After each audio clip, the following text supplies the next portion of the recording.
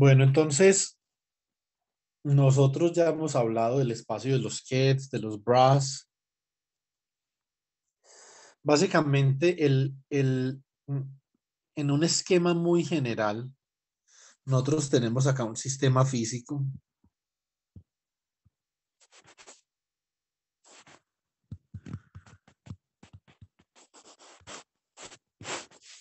sobre el cual podemos hacer una medida, ¿cierto? Entonces acá tenemos un instrumento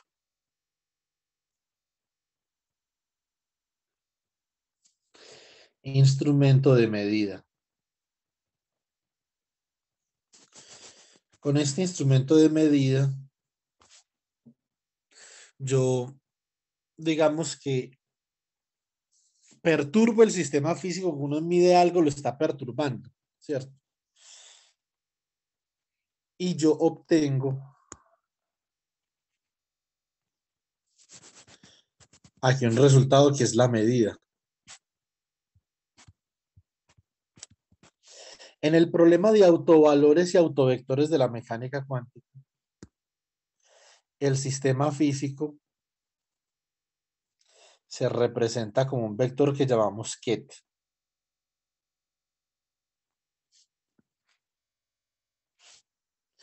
El instrumento de medida se representa como un operador que llamamos A en este caso. Y la medida se representa como el autovalor de ese operador asociado con ese autovector que llamamos A'. Y así entre nosotros podemos escribir la ecuación de autovalores y autovectores en términos de los kets como A actuando sobre el ket de A' es igual a A' por el ket de A'. Y en este caso, nosotros decimos que A' es un autoestado o un eigenket del operador A.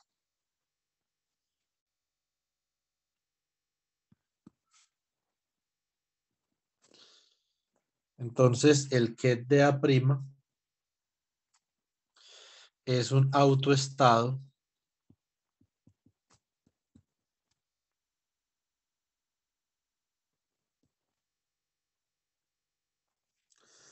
o un eigenket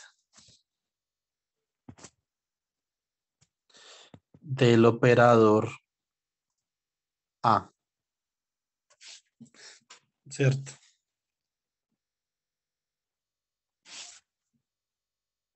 Bueno, muy bien.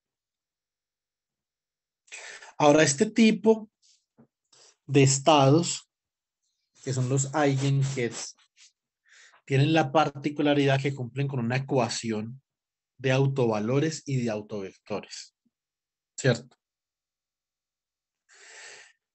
Entonces, particularmente, nosotros para cada uno de los operadores podemos tener varios autovalores, es decir, un mismo operador puede medir diferentes valores sobre un sistema físico.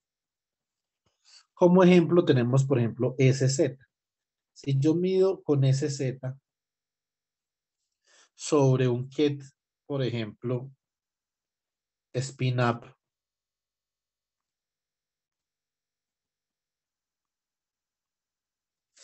y esto me da H barra medios por spin up. Eso significa que yo puedo medir un atributo del sistema físico que está en el estado spin up, que es igual a su spin, que es igual a H barra sobre 2, ¿cierto? Y con ese mismo operador yo puedo medir otro atributo sobre el get spin down, o sea, sobre el sistema físico que se encuentra en un estado con spin en dirección menos z. Y eso es igual a menos H barra medios por spin down. Eso significa que los autovalores de SZ son H barra y menos H barra medios. Físicamente, desde la perspectiva experimental, significa que si yo tengo un medidor de Stern-Garlock que mide el spin en dirección Z y lo aplico sobre un sistema físico que puede estar en algún estado, por ejemplo, puede estar en algún estado. Entonces yo puedo medir dos atributos ahí, ¿cierto? Puedo medir spin up igual a h barra medios, puedo medir spin down, igual a menos h barra medios. Entonces, si yo quiero sacar los autovalores de esto, recuerden que SZ es igual a h barra medios 0, 0 menos h barra medios. Los autovalores se obtienen con el determinante de SZ menos I por lambda, donde lambda son los autovalores. O sea que esto es SZ es h barra medios, 0, 0 menos h barra medios. Y esto aquí es lambda 0, 0 lambda. Hay que sacar el determinante a esto. Si yo sumo esas dos matrices,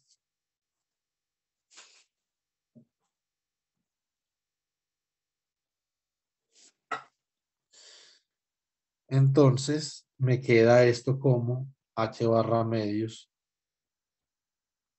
menos lambda 0, 0 menos h barra medios menos lambda igual a 0. El determinante de esto es igual a ¿quién? A menos h barra medios menos lambda por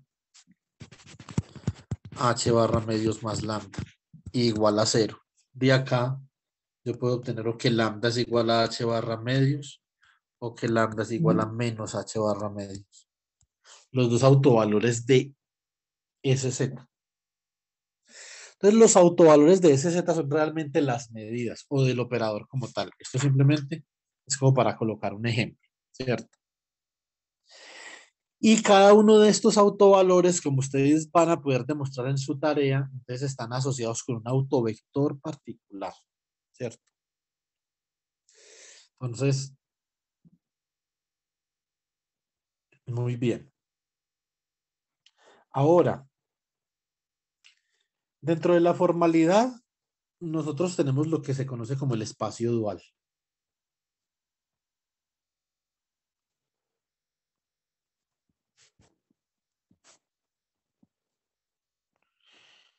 Espacio de los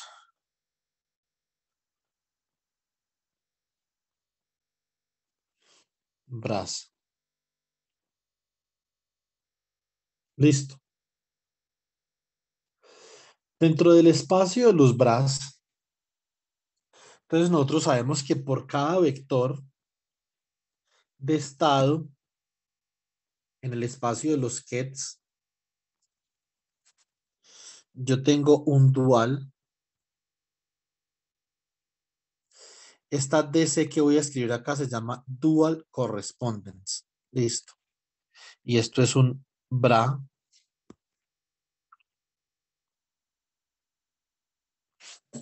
de alfa. Recuerden que no todos los estados, no todos los kets son un autoestado. Para que nosotros hablemos de autoestado, tenemos que especificar con respecto a qué operador estamos hablando. Cuando yo hablo de autoestado, significa que hay un operador asociado, ¿cierto? Entonces, por ejemplo, acá spin up y spin down, estos son autoestados del operador SZ, pero no son autoestados de SX ni de SY, ¿cierto? Entonces puede haber un estado muy general y puede haber un autoestado. Entonces, usted tiene un conjunto de autoestados, A', A2'. Entonces, esto tiene un dual correspondence, tiene una correspondencia dual con un bra de A', un bra de A2', etcétera, ¿cierto? También las superposiciones tienen un dual. Si usted tiene acá una superposición entre estos dos vectores así,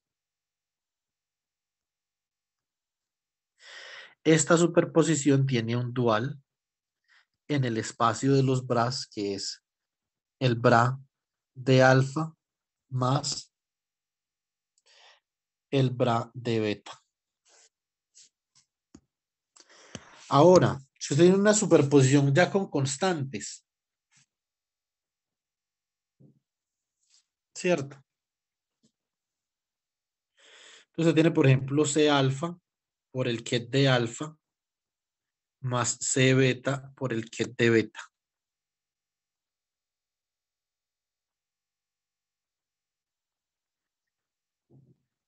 Esto es un dual correspondence, ¿cierto? Entonces acá yo tengo que esto es el bra de alfa por C sub alfa asterisco más el bra de beta por C sub beta asterisco. Entonces las superposiciones también tienen un dual, ¿cierto? Bueno, muy bien. Ahora, lo otro que nosotros aprendimos en estos días son los productos interiores, que son una medida del espacio vectorial que le dicen a uno dos cosas que tanto se parecen, ¿cierto?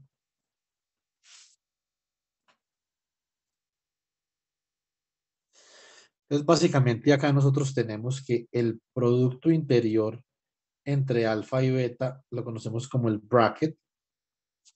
Recuerden que los bras los representamos como un vector fila con los conjugados de los coeficientes del ket.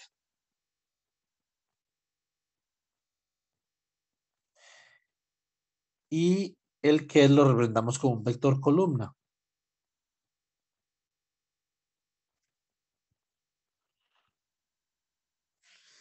Y esto da como resultado, por ejemplo, alfa 1 asterisco por beta 1 más alfa 2 asterisco por beta 2 más alfa n asterisco por beta n.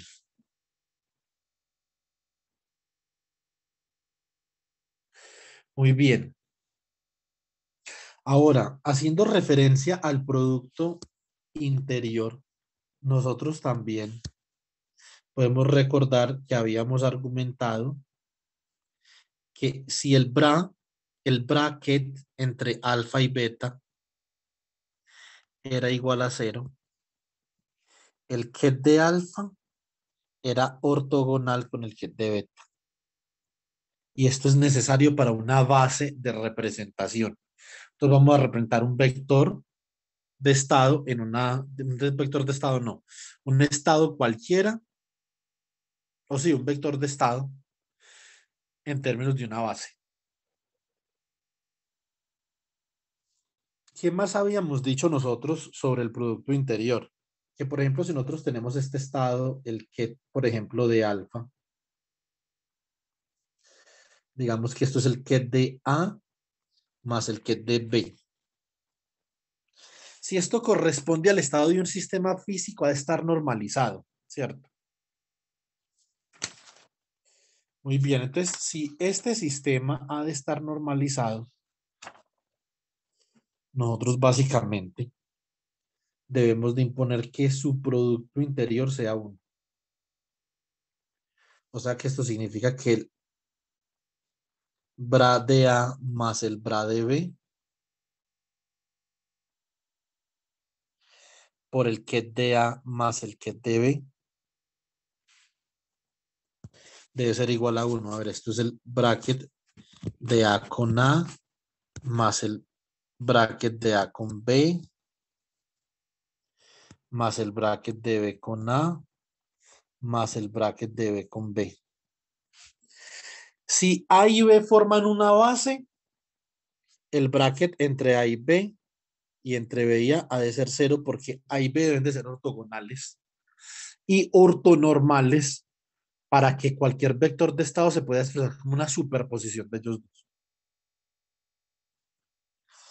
Entonces, por lo tanto, esto debe dar uno porque la base debe estar normalizada.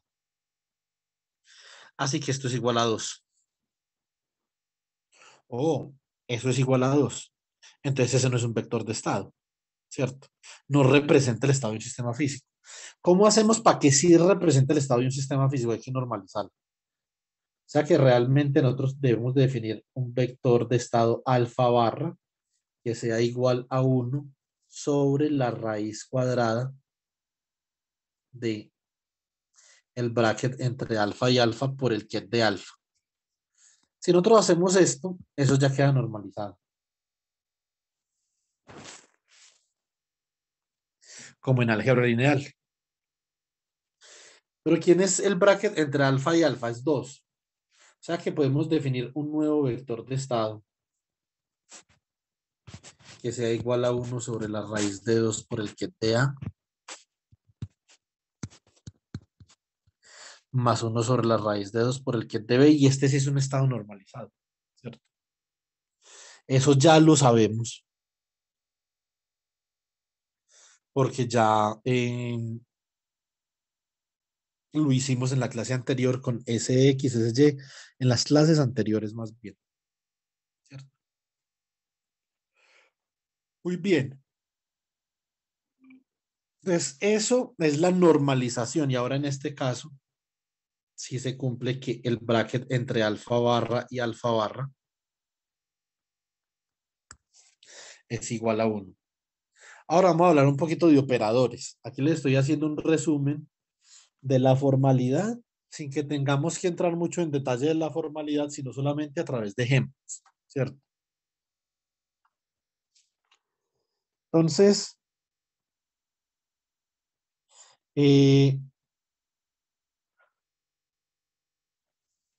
¿qué podemos decir de operadores? Vamos a hablar de operadores un ratico.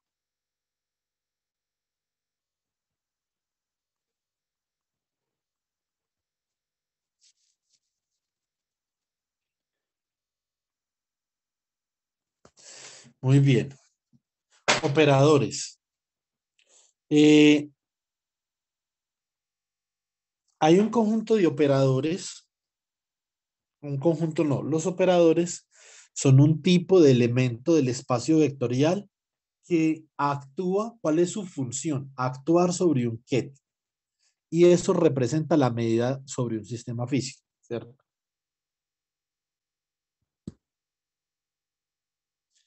Los operadores, por ejemplo, un operador X, un operador Y, un operador A, un operador B, bueno, cualquier cantidad de operadores que usted quiera definir, son elementos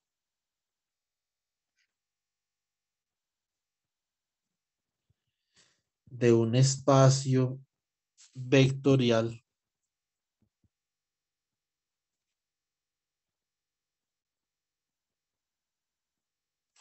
que actúan sobre kets. Juan David, Señor, yo tengo una duda desde el semestre pasado sobre ese tema, digamos, el operador actúa sobre el qué, ¿verdad? Solo sobre los qué. Entonces, ¿qué es un BRAC? Sabes que me deja un poco confundido eso. un bra, un bra es también un vector de estado, Pero pero los operadores no actúan sobre él. sí, también. O sea, el operador, digamos que para yo expandir un poquito esa definición, digamos esto, que actúan sobre los estados. Y el ket y el bra son el mismo estado. Lo que pasa es que vive en espacios duales. ¿Sí me entiende? Pero es el mismo estado. Entonces usted tiene tanto esta operación, Andrés y compañero, usted puede actuar con este operador X sobre este ket de alfa, y todo operador que actúa sobre un estado da como resultado otro estado. ¿Eso qué significa? Cuando usted coge con un instrumento y usted mide algo sobre un sistema, si ese operador, si ese sistema no se encuentra en un autoestado del operador, usted va a cambiar el estado del sistema. O sea que esto, usted va a cambiar acá el estado a un ket de beta. Si ese operador es un autoestado perdón, si ese estado o si ese ket es un autoestado del operador, usted no cambia el estado. Entonces, como en este caso. En este caso, A' es un autoestado de A. Y por lo tanto, ¿usted qué obtiene? Usted obtiene una medida A' por el mismo A'. O sea que realmente aquí, Andrés, usted no está cambiando el estado del sistema físico. Sí, la medida se conserva en el mismo estado. Exactamente. O sea que usted realmente acá en este caso no está modificando el sistema de ninguna forma. En un experimento, ¿esto cómo se vería? En un experimento, esto es medir una variable, ¿sí o no? Que, mm, digamos, a ver, no, pero esto sería como muy axiomático, pero yo pienso una cosa. Pero se puede hacer el de SZ. SZ actuando sobre el estado up. Pues Sí, si es un sí, pero eso es, autoestado del operador SZ, pues la medida se tiene que encontrar en up. sí, pero eso es muy particular. Yo estaba buscando algo más general. Por ejemplo, es que lo que pasa es que para explicar eso me tendría que saltar una cosa y no quiero. Porque aunque ya vamos a llegar, pero igual yo creo que llegamos este viernes, que es la teoría de la medida. Y esa vaina es esencial para uno como físico. Hasta el físico más gil del mundo sabe teoría de la medida.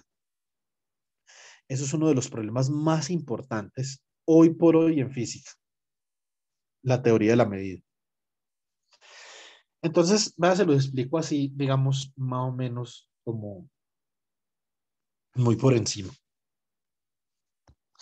En este caso, cuando el ket no es un autoestado del operador, usted al perturbar el sistema cambia el estado del sistema físico. Inmediatamente usted lo perturba, usted cambia el estado del sistema físico. Eso no pasa en mecánica clásica. En mecánica clásica, las fluctuaciones que las hay son tan pequeñas que no importa, ¿cierto? Esto es muy diferente, ¿sí o no? Ahora, eh,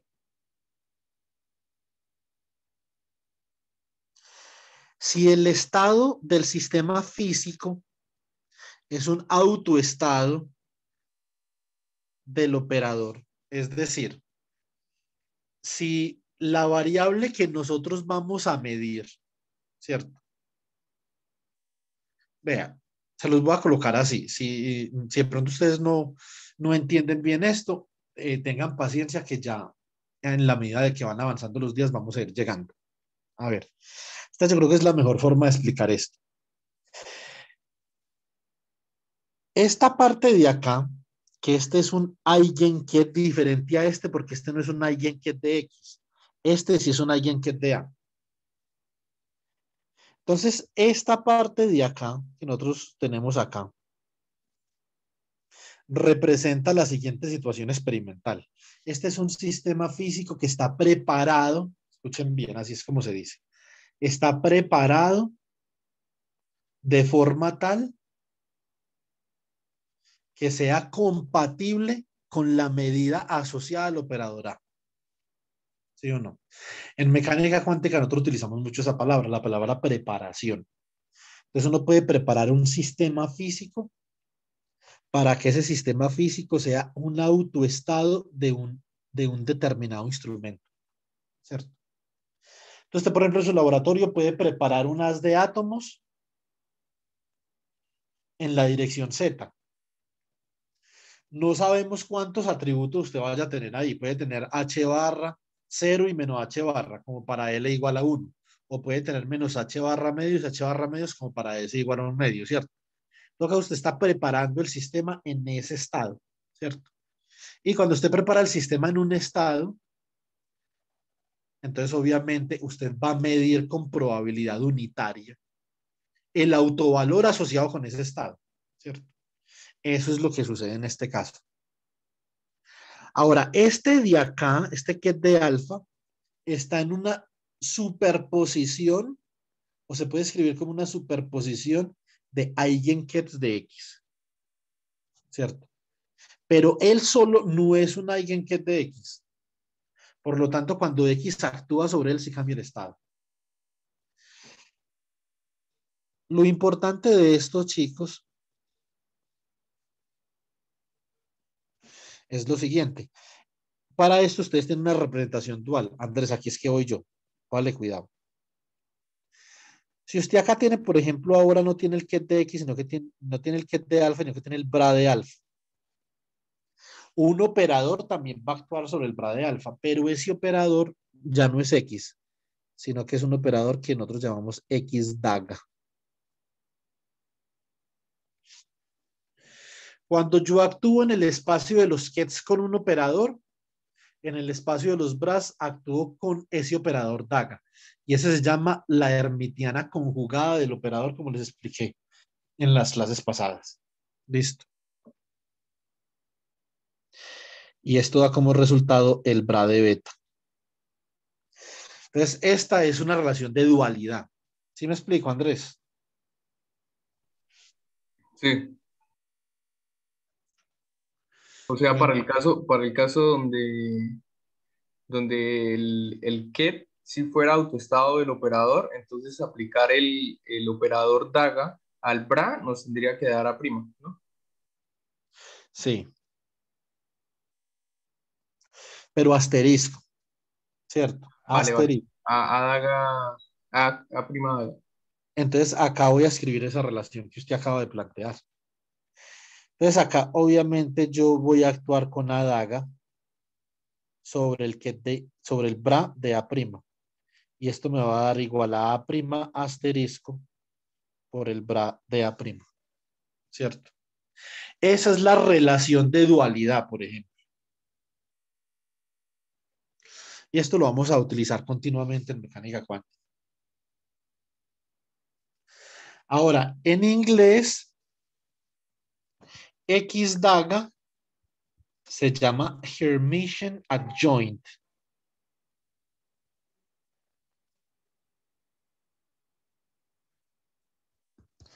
Y yo las clases pasadas ya les expliqué cómo se calcula un Hermitian adjoint, ¿cierto? Eso tiene determinadas propiedades, ¿sí o no? Que son muy importantes. Nosotros decimos que un operador es hermitiano, sí. Un operador es hermitiano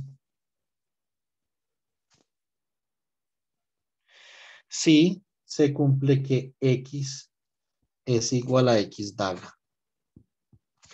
Y yo por eso les dije que los operadores de spin eran hermitianos, ¿cierto? Y que en términos de los operadores de spin, como dice ahí en la tarea que ustedes tienen en el trabajo, los ejercicios, nosotros podemos definir operadores no hermitianos, pero los operadores hermitianos particularmente no significan mucho, ¿sí o no? Ahora, para los operadores hermitianos, bueno, no significan mucho en la mecánica cuántica que nosotros estamos explorando, que es mecánica cuántica no relativista de sistemas cerrados, ¿cierto? Entonces, aclarando eso, pues, mecánica cuántica no relativista de sistemas cerrados. Eh,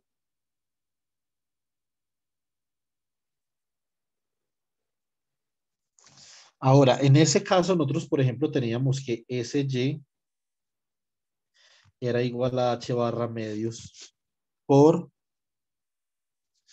0 menos I y 0. ¿Cómo calculamos nosotros el Hermitian adjoint de esto? O sea, SY daga. Lo primero que hacemos es que calculamos la transpuesta.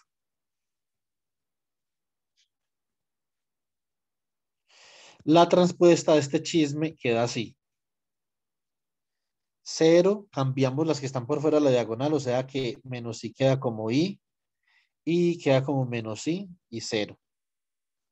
Después de haber calculado la transpuesta, entonces nosotros lo que hacemos es que calculamos El complejo conjugado de la transpuesta. O sea, ahora ¿qué tenemos? Tenemos la transpuesta y sacamos el complejo conjugado. O sea, cambiamos i por menos i y menos i por i. 0 menos i y 0. Y esto es lo que nosotros conocemos como el Hermitian adjoint. Y está aquí como una crucecita que en inglés la conocemos como daga. Eso en látex, por ejemplo, usted lo puede escribir así. Backslash dagger. ¿Cierto?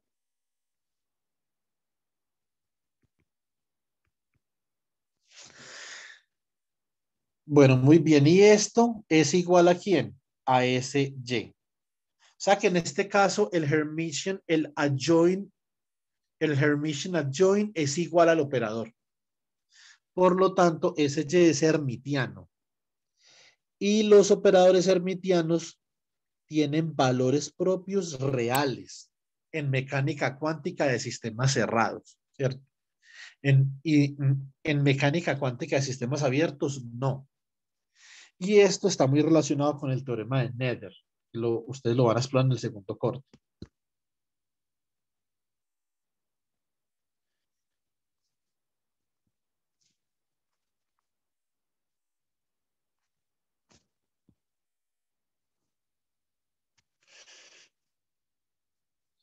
Entonces, el teorema de Nether considera, por ejemplo, unas leyes de conservación.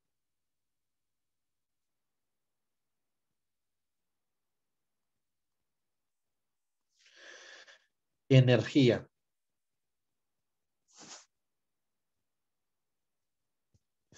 momento lineal y momento angular.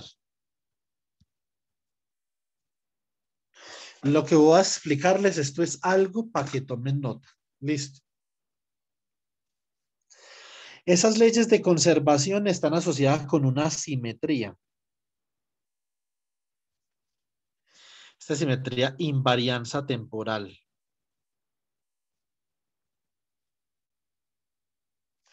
No, más bien simetría de la inversión temporal, más bien.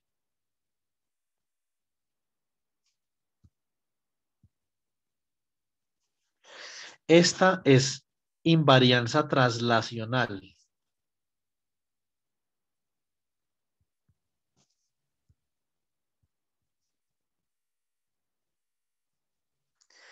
Y esta es invarianza rotacional.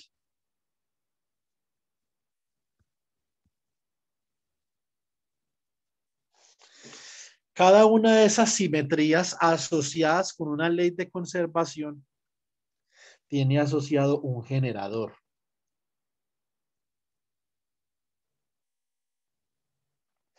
El generador de las traslaciones temporales es el hamiltoniano.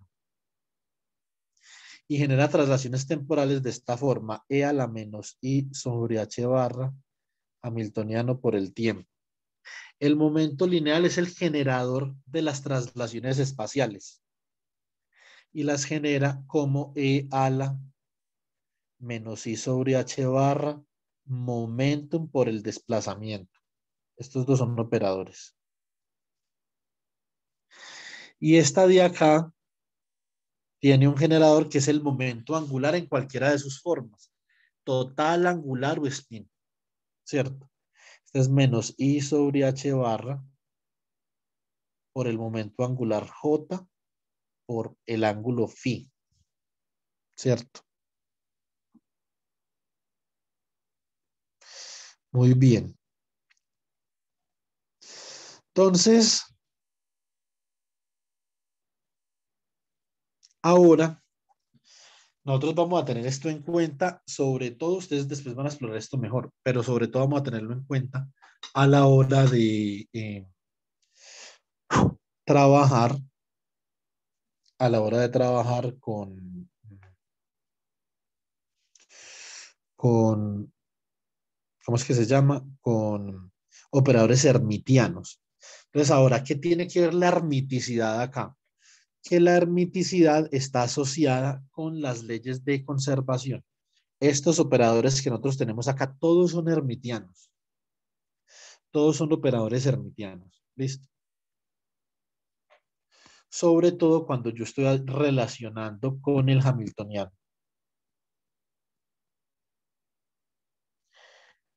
Cuando el hamiltoniano deja, o un operador cuando deja de ser hermitiano, según el teorema de Nether, cuando se rompe una simetría.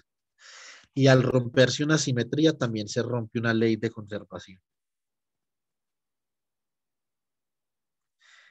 Esta vaina que les acabo de explicar acá es fundamental, muy importante. Listo. Ahora, yo ya les había explicado la compatibilidad e incompatibilidad de operadores.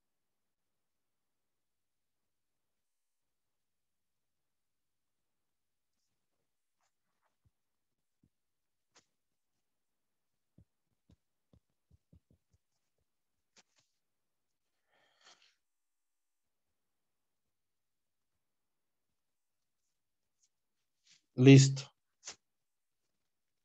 ¿Qué significa que dos operadores sean incompatibles? Que yo no puedo medir simultáneamente los observables asociados con cada operador sobre un sistema. Listo. Entonces, básicamente, si yo, por ejemplo, tengo acá este estado, que es autoestado, vamos a suponer que esto es un autoestado tanto de A como de B. ¿Sí o no? Por lo tanto, cuando yo aplico B sobre ese autoestado, obtengo el autovalor de B. Entonces, digamos que sería B minúscula por A, B. ¿Cierto? Entonces, ahora opero A.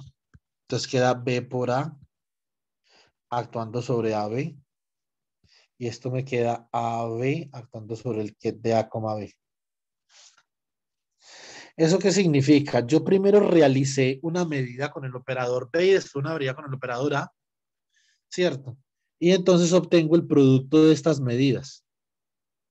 Ahora voy a medir primero con A y luego con B. Entonces tengo B por A. Una pregunta, Juan David, pero esos son, es esto, ¿los que son del mismo sistema físico o son distintos? No, es simplemente un mismo sistema físico, Daniel, que tiene dos atributos diferentes que se pueden medir con diferentes operadores. Es como, por ejemplo, si usted tuviera un gas con una presión determinada, volumen y temperatura, y cada uno de los operadores mide un atributo diferente. ¿Sí me explico? Sí, Entonces ahora simplemente vamos a cambiar el orden de la medida. Entonces acá obtenemos A, que es el autovalor por el operador B, actuando sobre el ket de A, B. Es el mismo sistema físico, pero con dos atributos distintos. Y obtenemos esto. Por lo tanto, da igual. ¿Eso qué significa? Que AB menos BA actuando sobre el ket de A, B, resto de este y resto de este da cero. Y acá esto implica que AB menos BA es igual a cero. Y esto es lo que nosotros definimos como conmutador. Y cuando su valor es cero, decimos que A y B cumplen un tipo de álgebra que se llama álgebra abeliana. ¿Listo? Sí,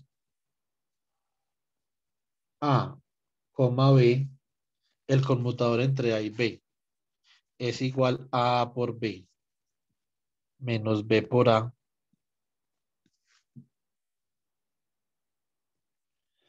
y B satisfacen el álgebra abeliana son compatibles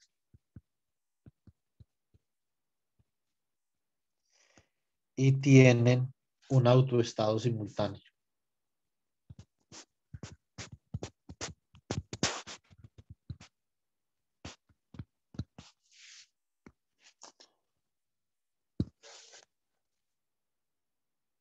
Pero Ahora, eso es si el conmutador es igual a cero. sí, si el conmutador es igual a cero. Ah, porque ahí arriba no estaba escrito. Me faltó el cero acá. Gracias.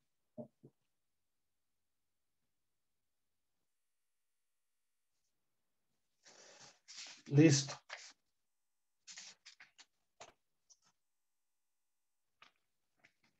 Bueno, ya qué vaina tan cansona esta, ¿sí o no? Pero esto es una cosa que hay que ver. Estas propiedades y todo eso, obviamente, esto se vuelve más divertido cuando uno tiene un problema físico, ¿cierto? Entonces, pero hay que ver todos estos axiomas y construir toda la estructura formal de la mecánica cuántica.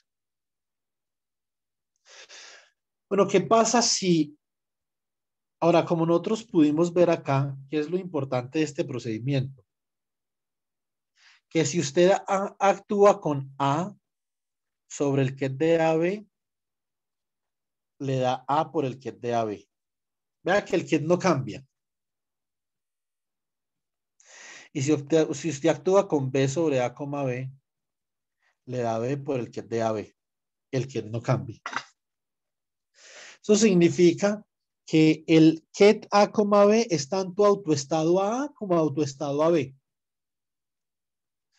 Por eso se llama ket simultáneo.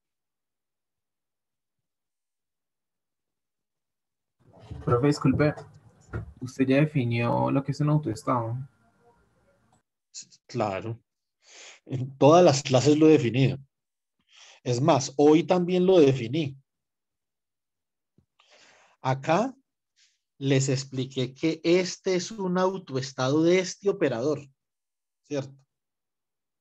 Y les dije que un autoestado es un estado que está preparado de forma tal que este operador pueda medir este atributo sin cambiar el estado. ¿Sí o no? Me devuelvo.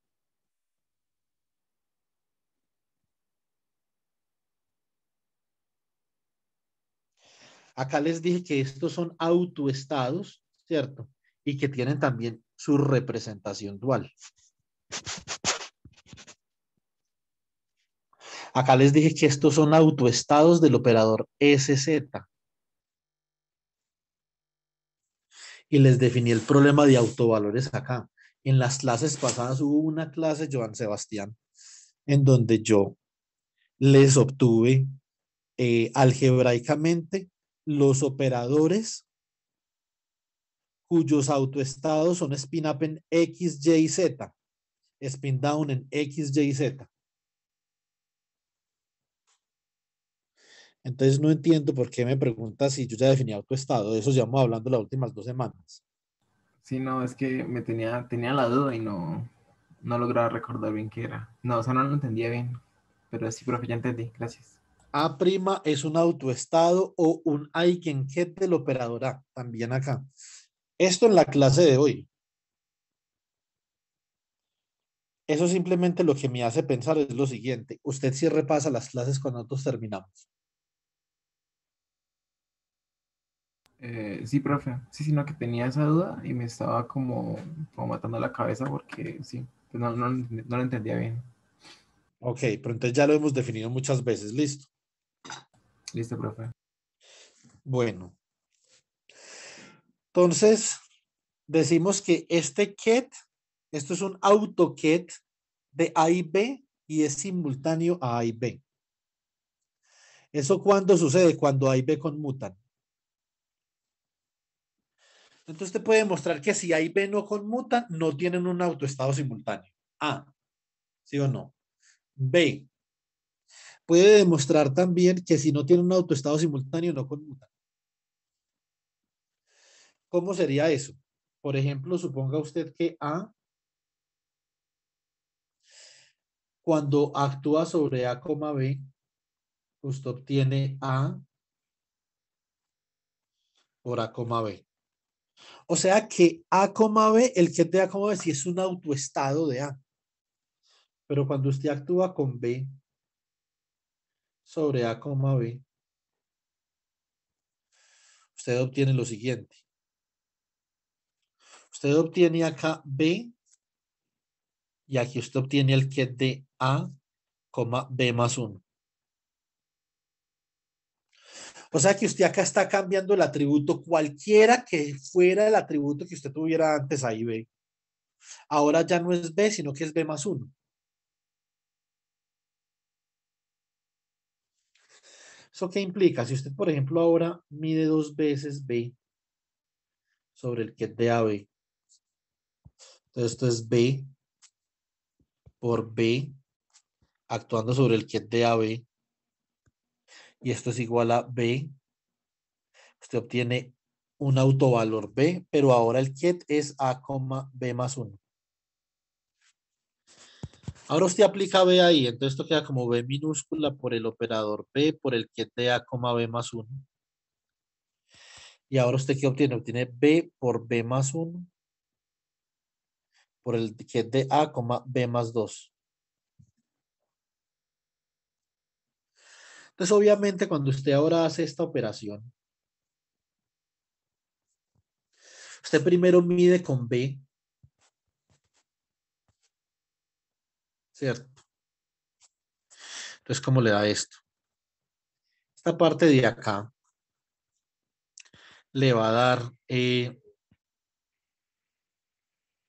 B, ¿cierto? Por A que actúa sobre el ket de A, B más 1. ¿Sí o no? ¿Cuánto le da esto? Entonces esto de acá, suponiendo, escuchen bien, suponiendo que A, B más 1 también es un autoestado del operador A. ¿Sí o no? Suponiendo eso, esto le da A por B. ¿Cierto? Muy bien. Ahora, si usted hace, ahora vamos a hacer una cosa. Entonces, obviamente ahora le queda esto A por B por el que de A, B más 1. Juan David, Señor. todo eso sucedió porque el ket A, B no es autoestado del operador B, ¿verdad? Sí, pero apenas vamos a ver la resta. Porque acá primero estamos aplicando B y después A. Ahora primero vamos a aplicar A y después B. Entonces esto es, si esto actúa sobre A, B, esto es igual a A minúscula por el que de B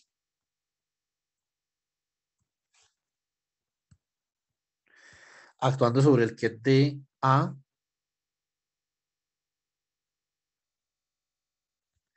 B, ¿cierto? ¿Cómo queda esto?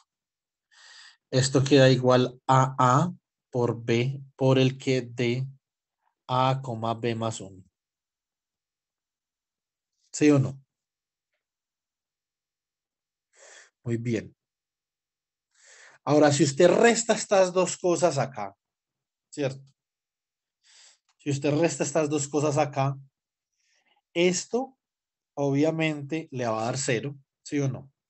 Entonces eso implica, pero acá digamos acá estamos haciendo una gran implicación y es que este ket de acá también es un autoestado del operador A, ¿cierto?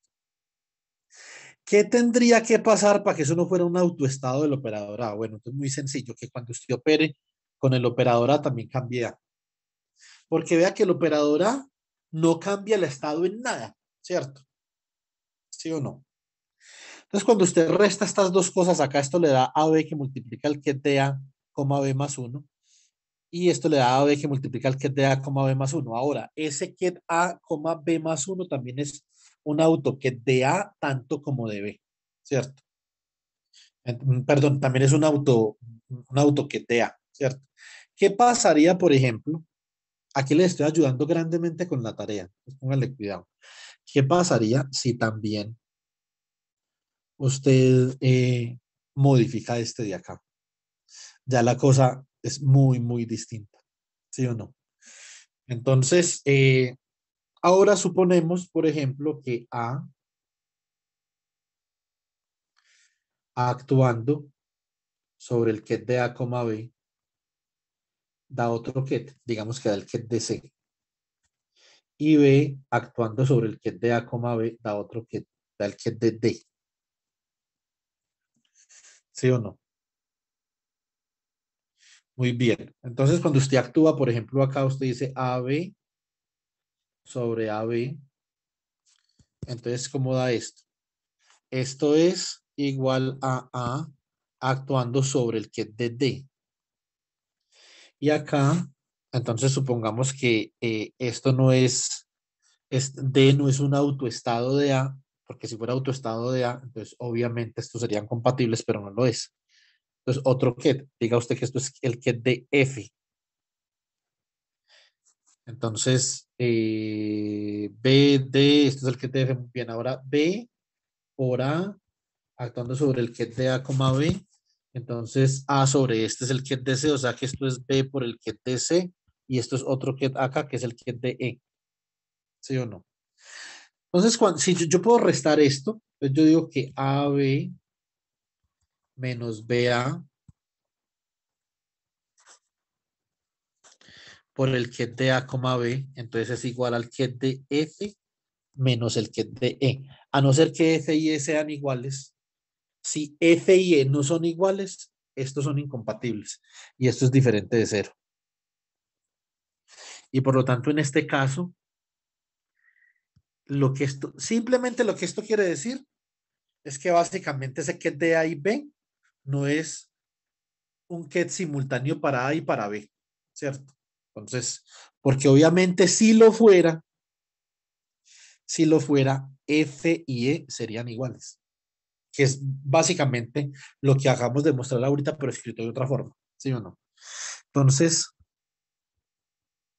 en este caso, el conmutador entre A y B es diferente de cero, ¿cierto? Entonces, esos dos no tienen ket simultáneos, ¿sí o no?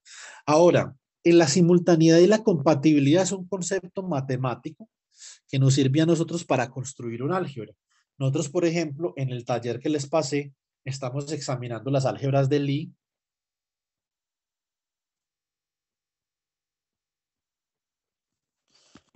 que ya las estudiamos en clase también, ¿cierto? Entonces, que vimos en clase de las álgebras de Lie, por ejemplo, que el conmutador entre una componente del spin I y una componente del spin J es igual a I por H barra por la notación pseudotensoral de Levi-Civita por la componente K, ¿cierto? Entonces, estas son álgebras de Lie y esto se cumple para cualquier operador de momento angular, sea momento angular spin o este que es momento angular orbital.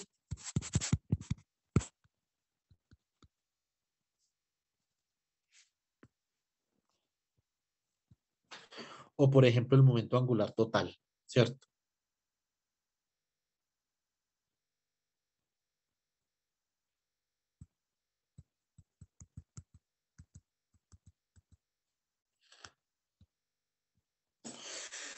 Entonces, todos tres son generadores de rotación según el teorema de Never, ¿cierto? Son generadores de rotación. Acá. Todos tres generan rotaciones. Muy bien. Estas álgebras particularmente nos dicen a nosotros que los operadores de spin, entre operadores de spin de momento angular y de momento angular total, no son compatibles. Entonces, físicamente, ahora dejemos de pensar un poquito en el álgebra y pensemos físicamente esto que implica. Esto implica que usted no puede medir simultáneamente, no puede medir simultáneamente la componente X del spin y la componente Y del spin con incertidumbre cero. Eso es lo que esto significa experimentalmente. Si yo le pregunto por un álgebra, usted me debe saber responder bien qué es lo que significa que un operador particular obedezca a una álgebra determinada, ¿cierto? Estas llaman álgebras de Lie. Y estas álgebras definen un conjunto de simetrías que pertenecen a una cosa que se llama un grupo de Lie.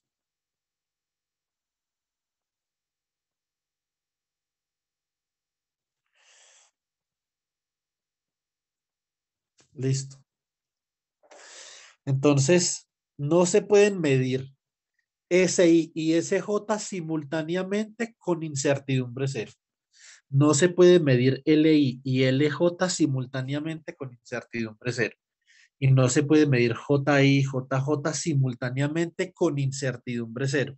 Entonces, el hecho de que A y B, en este caso, tengan un autoestado simultáneo, este autoestado de acá sea simultáneo a A y B, significa que dos operadores o dos observables con operadores asociados cuyos autoestados son simultáneos, o sea, que tienen el mismo autoestado, son observables que son compatibles y se pueden medir con incertidumbre cero al mismo tiempo. Listo. Eso es lo que esto significa. Eso significa que en últimas la incertidumbre de alguna forma depende del valor del conmutador entre los observables. Esto lo vamos a ver el jueves.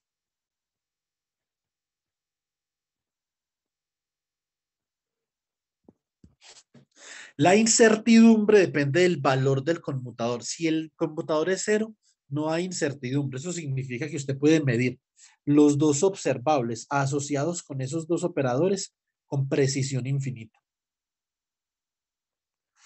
Usted sin ninguna incertidumbre puede decirme cuál es el autovalor de A y cuál es el autovalor de B.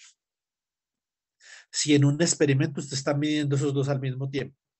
Si usted los mide al mismo tiempo y esos dos operadores no son compatibles, usted me tiene que decir que usted está midiendo el observable A con determinada incertidumbre, valor esperado de delta A y el valor de B con determinada incertidumbre delta B. No los puede medir con precisión infinita. Eso es lo que significa la incompatibilidad y la simultaneidad desde la perspectiva experimental, ¿cierto? Entonces, que obviamente eso tiene que ver directamente con el principio de la medida en mecánica cuántica.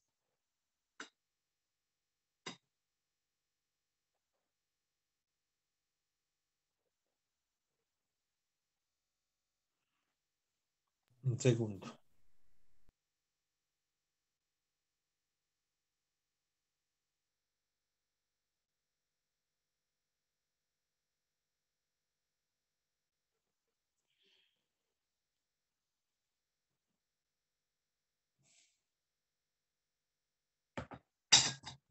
Muy bien. Entonces ahora vamos a pensar en lo siguiente. Bueno, esto debería de ir quedando más o menos claro, más o menos, no súper claro, pero más o menos, ¿cierto? Entonces, pero el viernes esto ya debería de ir quedando claro y el viernes les voy a dejar otros ejercicios. Entonces, son ejercicios donde hay que pensar mucho. Esto no es fácil, chicos. Entonces, espero que si van teniendo preguntas por el momento, como han hecho los otros compañeros, que me las vayan haciendo. Listo. Bueno, muy bien. Entonces, de acá, nosotros, ¿qué podemos decir? Que en general nosotros no podemos saber si un conjunto, si un par de operadores son compatibles o no, ¿cierto? Nosotros sabemos que los espines y momentos angulares no lo son, pero puede haber otros operadores que no lo sean. Por ejemplo, la relación de conmutación entre X y P, entre el operador posición y el operador momentum, es igual a IH barra. Y más general, si nosotros consideramos las componentes, no los vectores, sino las componentes, el conmutador entre la componente y la componente J de los operadores vectoriales posición y momento, esto es igual a I por H barra por delta IJ. O sea que el momentum y la posición conmutan, pero en direcciones ortogonales. No conmutan en la misma dirección. Eso significa que usted puede definir un autoestado simultáneo para X y para P sub Y, pero no puede definir un autoestado simultáneo para X y para P sub X, ¿cierto? Ahora, como en general nosotros no sabemos si un par de operadores conmutan o no. Entonces nosotros debemos decir que en general la multiplicación de operadores obedece la siguiente regla, que X por Y es diferente de Y por X. ¿Cierto? En general, ¿sí o no? A veces es útil pensar en la conjugación o en los Hermitian adjoint de un producto de operadores. Hermitian adjoint, me imagino que esto en español se dirá hermitiana adjunta, no tengo ni idea. De X por Y. Entonces, ¿cuál es la hermitiana adjunta de X por Y? Esto lo vamos a utilizar mucho. Si yo ahora quiero sacar la hermitiana adjunta de X por Y, o sea, X por Y todo daga, esto es Y daga por X daga. Esto es parecido a, por ejemplo, cuando yo tengo una matriz A por una matriz B y le saco la transpuesta. Esto es B transpuesta por A transpuesta. ¿Cierto? Muy bien, ¿alguna pregunta hasta ahí? Profe, en este momento, ¿nosotros podríamos calcular la incertidumbre o tenemos un modo de calcularla? En este momento, no. Pero si usted mira la fórmula, con lo que ya sabe la puede calcular. Con la fórmula. Lo que pasa es que usted no entendería muy bien la fórmula. ¿Cierto? Que la fórmula para la incertidumbre es así. Dice que el producto de la incertidumbre al cuadrado del operador A, ¿cierto? Por la incertidumbre al cuadrado, el operador incertidumbre al cuadrado del operador B. Esto es lo que nosotros conocemos, por ejemplo, como la desviación estándar en A, por ejemplo, al cuadrado. Por la desviación estándar en B al cuadrado. Esto va a ser mayor o igual que la magnitud al cuadrado del valor esperado del conmutador entre A y B al cuadrado sobre 4. Listo.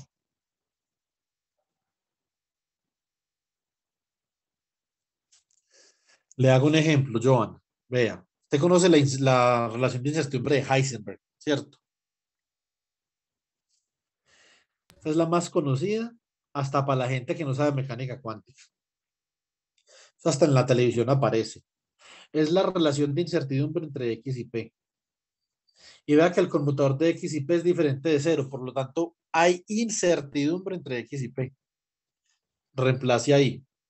Entonces le queda el operador incertidumbre al cuadrado de X, valor esperado, por el valor esperado del operador incertidumbre al cuadrado del operador P debe ser mayor o igual que la magnitud al cuadrado del valor esperado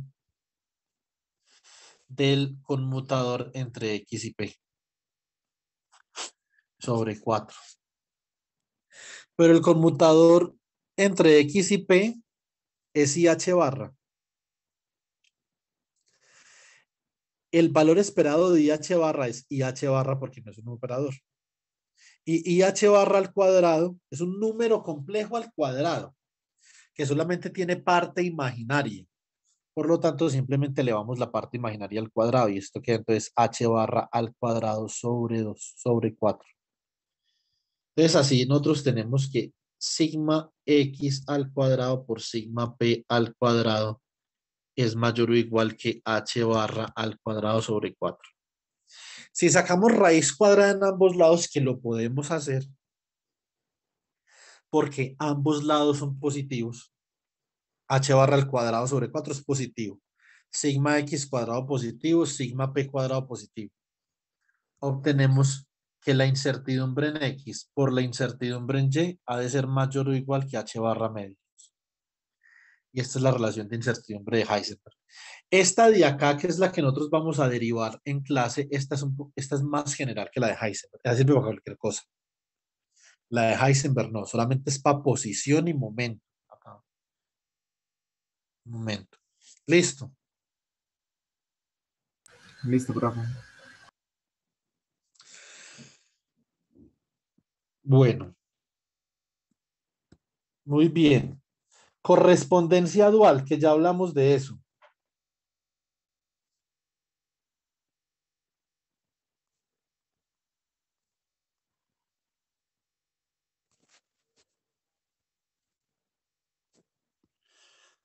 La correspondencia dual implica que si yo opero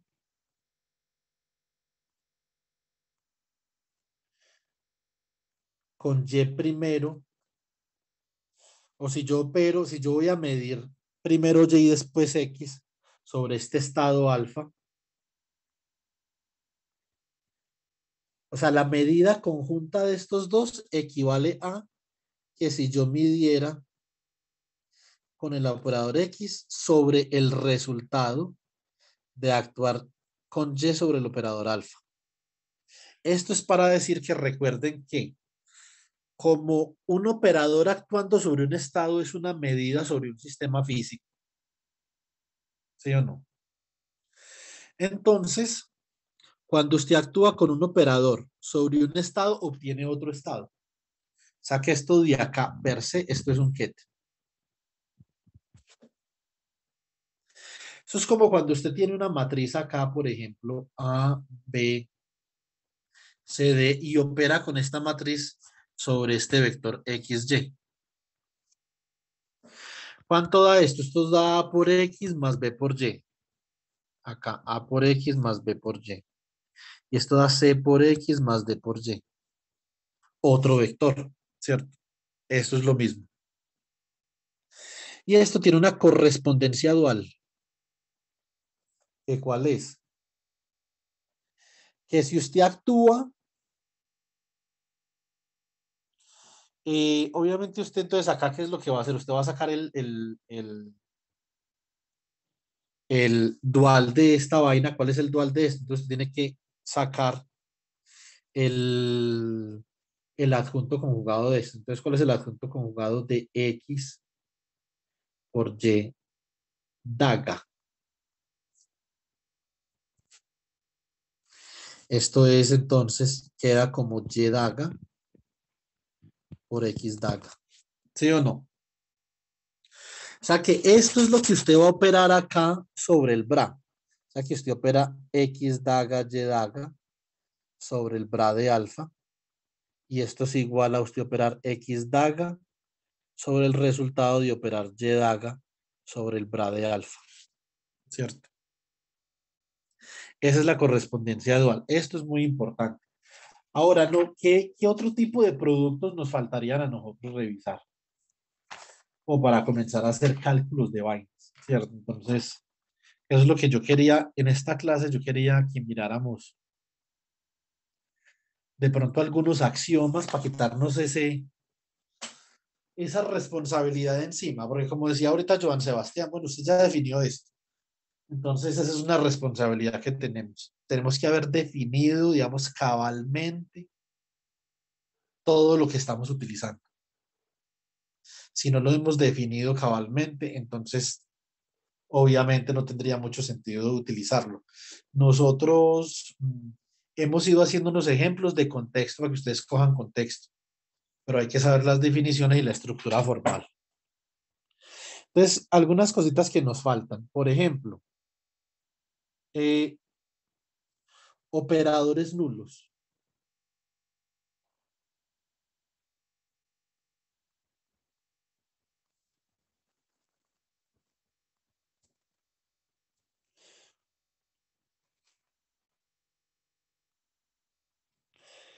Este operador X se dice nulo si cuando actúa con un get sobre un get es todo a cero.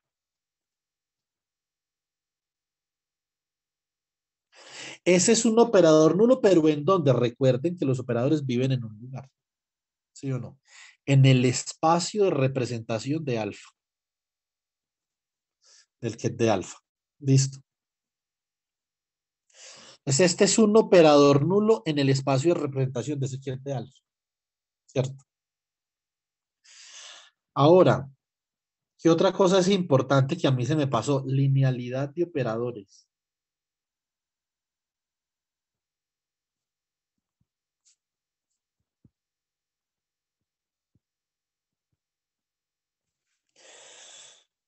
Suponga, pues considere un estado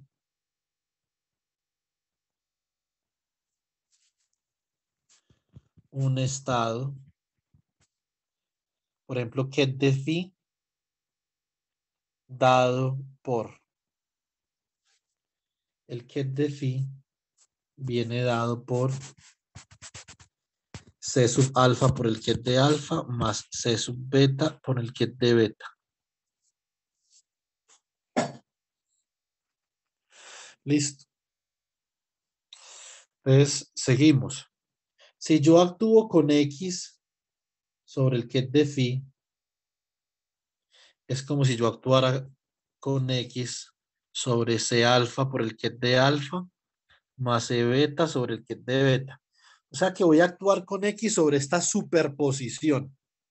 Y se cumple que como X es lineal, entonces esto es C alfa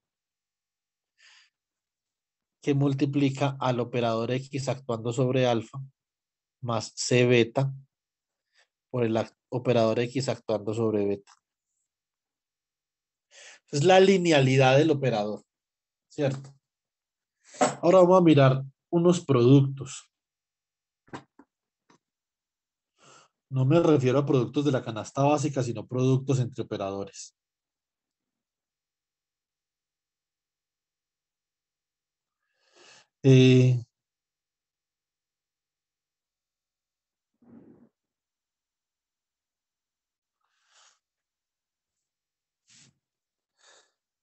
Primero consideremos el producto exterior. Esto es un producto entre estados. Entonces, digamos así, producto interior versus producto exterior.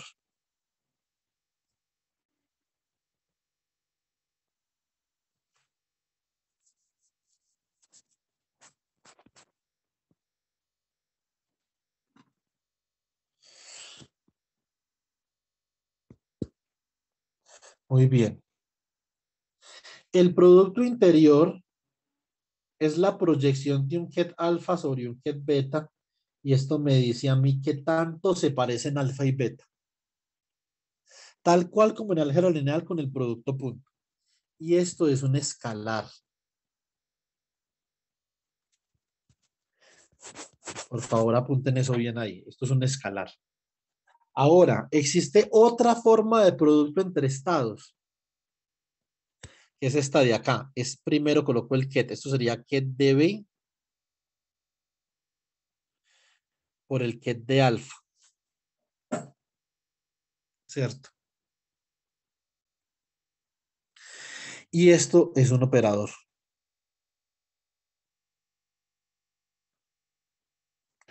O sea, un operador se puede escribir como un producto exterior entre un ket y un bra.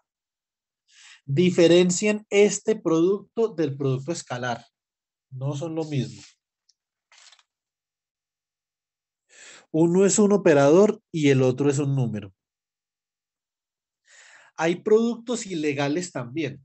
Por ejemplo, un producto ilegal es usted multiplicar acá un get de alfa por este operador X acá. O también otro producto ilegal sería usted multiplicar este operador X por este bra de alfa, así. Estos productos no están permitidos. Listo. Ahora,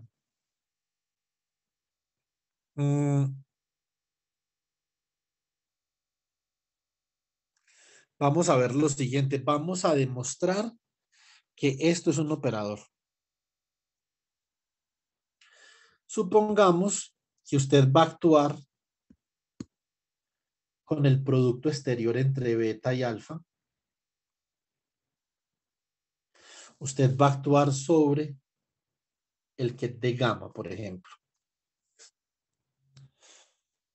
Entonces, por el axioma asociativo de la multiplicación, esto es lo mismo que yo decir que esto es el ket de beta por el bra de alfa multiplicando al ket de gamma. O sea que esto acá es un bracket, ¿cierto? Y esto es un número, un escalar. O sea que esto queda igual a ¿quién? Al yo actuar con este producto exterior,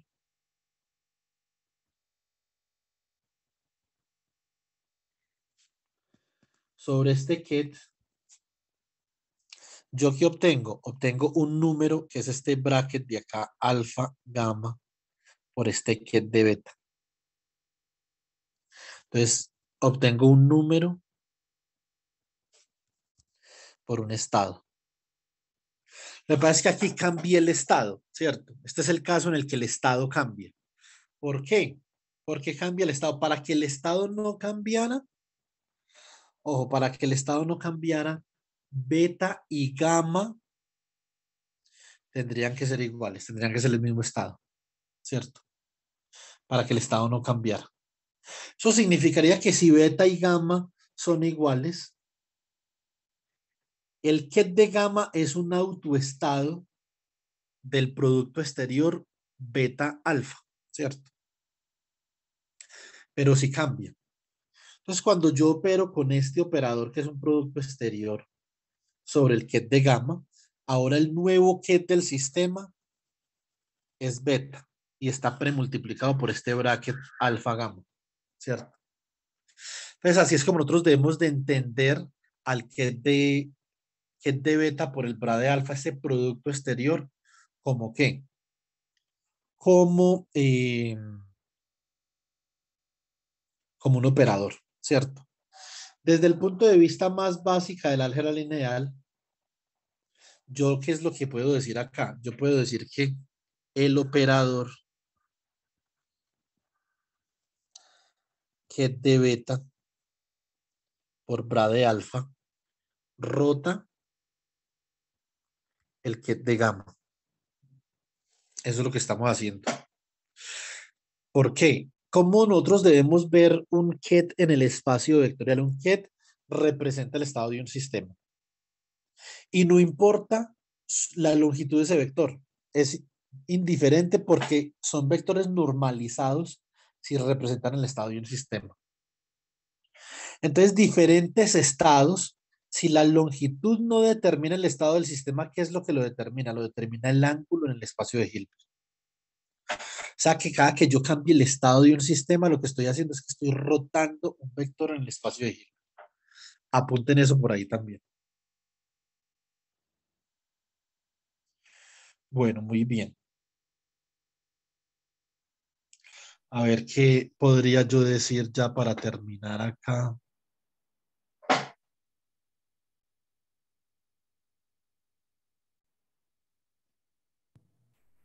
Entonces, ¿qué quedaría del producto entre un bra y un bra? O un ket y un ket. ¿Cómo? ¿Qué es lo que quedaría entonces el producto entre un ket y un ket? O un bra y un bra.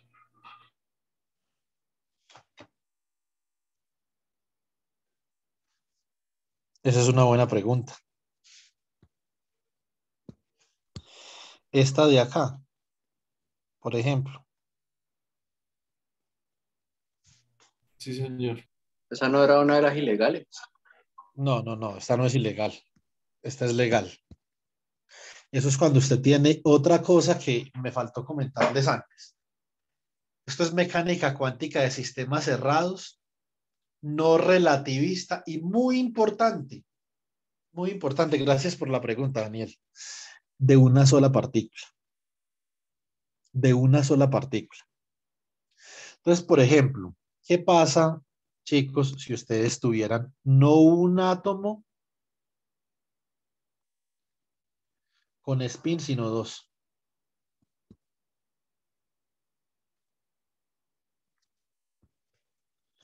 Para responder la pregunta de Daniel, es que esa pregunta es buena, bastante buena. ¿De dónde la sacó Daniel? ¿Por ahí de Google o qué? Pues me dio curiosidad porque pues no lo había escrito. Sí, tienes razón. Acá, chicos, uy, este átomo con spin en rojo puede tener dos posibles estados. Spin up o spin down, por ejemplo. Y este átomo con el spin en moradito puede tener dos posibles estados, spin up y spin down. Por lo tanto, yo no sé si yo alcance a enseñarles esto, pero esta es una de las consecuencias más bonitas que tiene la mecánica cuántica sobre la materia. Y es que acá nosotros nos podemos dar cuenta de una propiedad de los sistemas físicos cuánticos que se llama el entrelazamiento cuántico. Esa es la base para la teletransportación, ¿cierto? Entonces, si yo ya no veo cada átomo individual con su spin, sino que yo los veo en conjunto, o sea, ahora mi sistema físico es este conjunto de acá, no cada uno individualmente, sino este conjunto. Entonces, mi sistema físico ahora yo lo debo de representar así, como un ket que tiene un índice acá que representa el spin de la primera partícula y otro índice que representa el spin de la segunda partícula. Entonces algo con dos índices como yo lo había escrito ahorita para A y para B, ¿cierto? Lo que pasa es que ahí esos dos índices significan dos atributos de la misma partícula. Acá significan el mismo atributo para dos partículas y esto típicamente se escribe así. Esto se llama el producto tensorial entre S1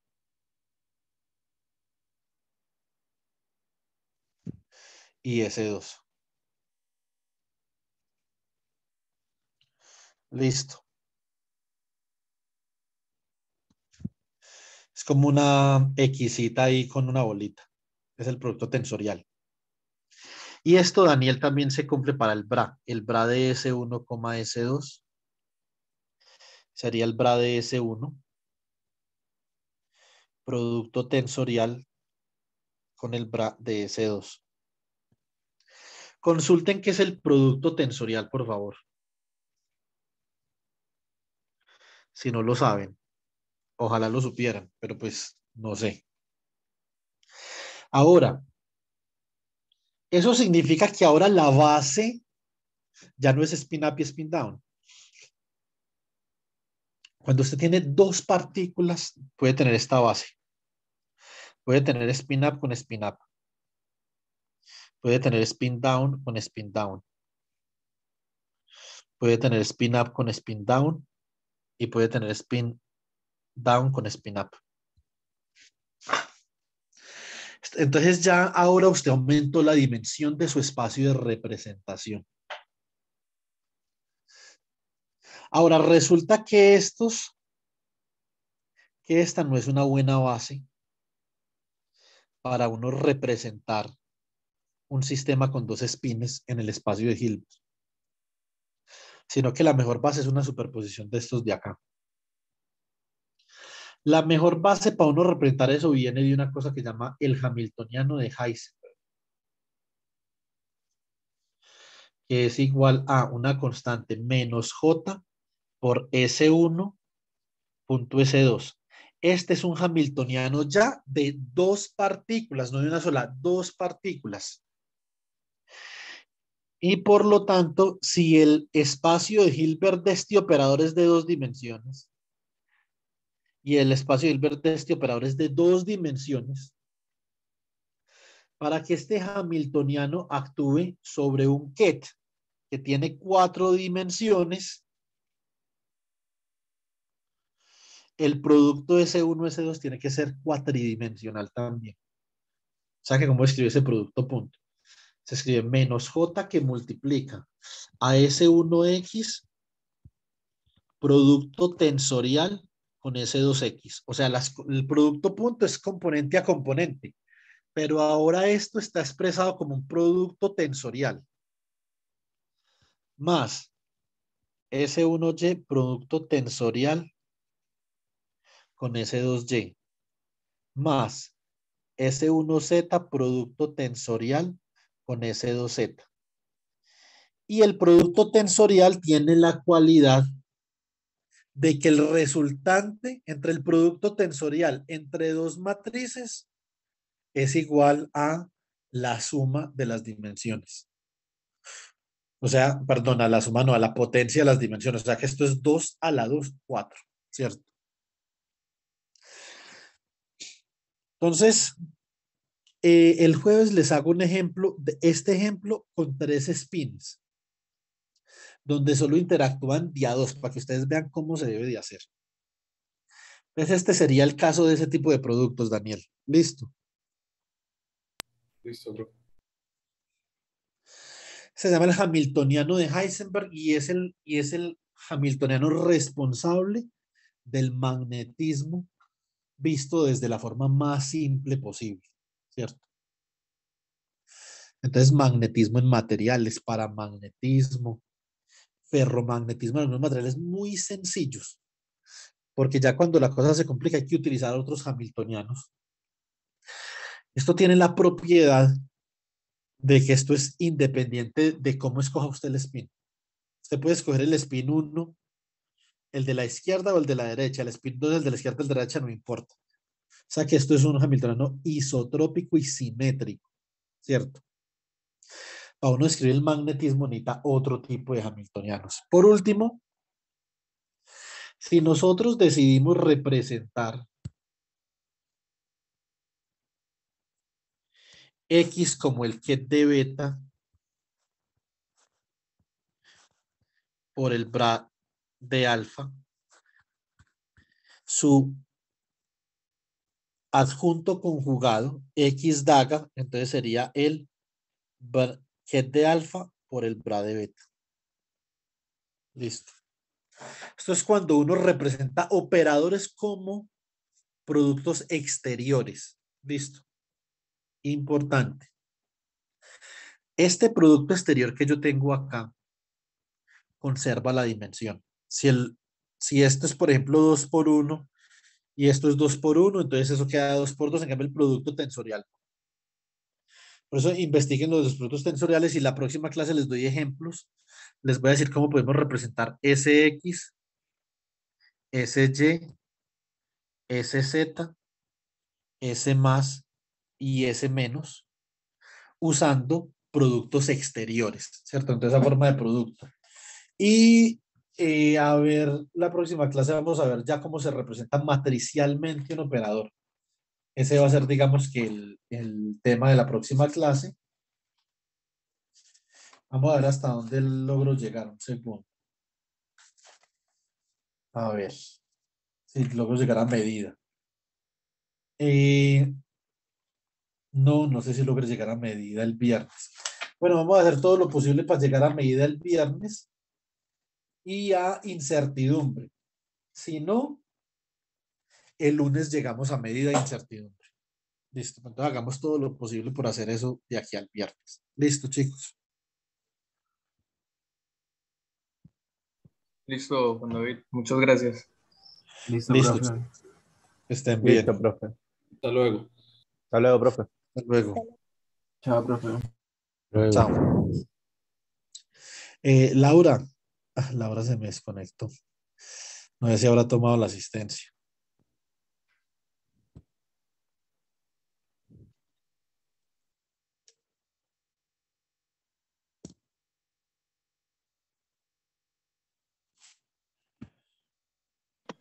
Yo le pregunto.